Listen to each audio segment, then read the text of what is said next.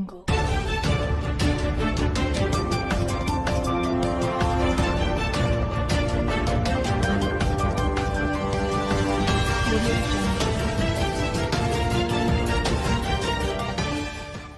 spite of calls from inside the African Public Congress for him to switch course, President Cyril Ramaphosa has stayed unfaltering on his position with respect to the Pala Gate outrage. Ramaphosa has consistently denied any contribution in a break-in at his Pala bequest, saying rather that he misconstrues and was simply neglecting to move. While addressing columnists outside the place where the South African Socialist Coalition is having its appointive show at Birchwood in Boksburg, Ramaphosa stays steadfast, notwithstanding extraordinary pressure from individuals like ANC veteran Mavuso Msimang, and RAT powers participated in battle at Lutherley House. As per him, the standard should be kept up with through the change in its tendency by sticking to a progression of cycles.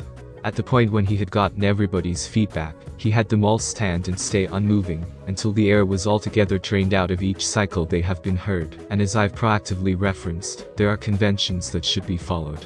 While I monitor the many cycles I have noticed, we are offering everyone an equivalent chance. The following stages will be conceivable after we have things fixed appropriately, Ramaphosa expressed.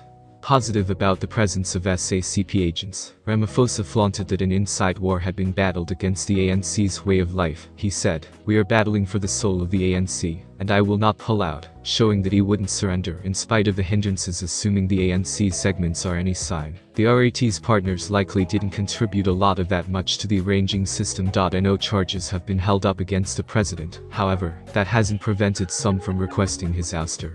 Since the president's perspectives and the RAT separations are so in conflict, now is the ideal time to attempt to have him eliminated from office.